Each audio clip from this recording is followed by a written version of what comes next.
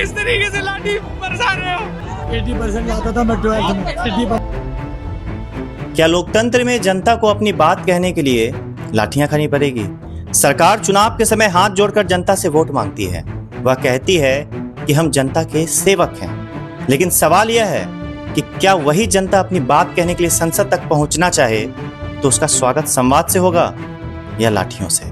अगर कोई प्रदर्शन शांतिपूर्ण हो, सार्वजनिक संपत्ति को नुकसान न पहुंचाया जा रहा हो और लोग सिर्फ अपनी मांग प्रतिनिधियों तक पहुंचाना चाहते हो, तो क्या लोकतंत्र का पहला जवाब बातचीत नहीं होनी चाहिए? आज दिल्ली के जंतर मंतर से संसद तक जो हुआ, उसने पूरे देश का ध्यान अपनी ओर खींच लिया। सुबह हजारों छात्र और युवा अपनी मांगों को लेकर जंतर मंतर से संसद की ओर बढ़े। रास्ते में भारी बैरिकेड, पुलिस बल, लाठीचार्ज और आंसू गैस का इस्तेमाल किया गया। पुलिस का कहना है कि मार्च की अनुमति नहीं थी, जबकि प्रदर्शनकारियों का आरोप है कि उनकी लोकतांत्रिक आवाज को दबाया गया, कुचला गया। लेकिन आज की सबसे बड़ी बात सिर्फ लाठीचार्ज नहीं थी।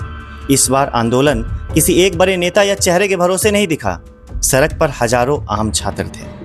वे युवा जो प्रतियोगी परीक्षाओं की तैयारी कर रहे हैं, नौकरी की उम्मीद लगाए बैठे हैं और अपने भविष्य को लेकर चिंतित है।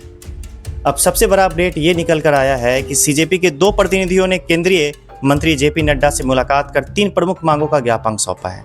पहला, शिक्षा मंत्री धर्मेंद्र प्रधान के खिलाफ कार्रवाई। दूसरा, सोनम वांगचुक को बिना किसी रोक टोक के रिहा किए जाने की मांग। और तीसरा, कथित परीक्षा घोटाले से प्रभावित परिवारों के लिए मुआवजे की मांग। लेकिन बैठक के बाद सीजेपी नेता ने कहा कि सरकार की ओर से कोई ठोस आश्वासन नहीं मिला, इसलिए फिलहाल आंदोलन वापस नहीं लिया जाएगा। जेपी नड्डा ने प्रदर्शन खत्म करने की बातचीत जारी रखने की अपील की। अब सवाल सिर्फ इतना है कि क्या युवा के भविष्य से जुड़े मुद्दों का समाधान टकराव से होगा या संवाद से?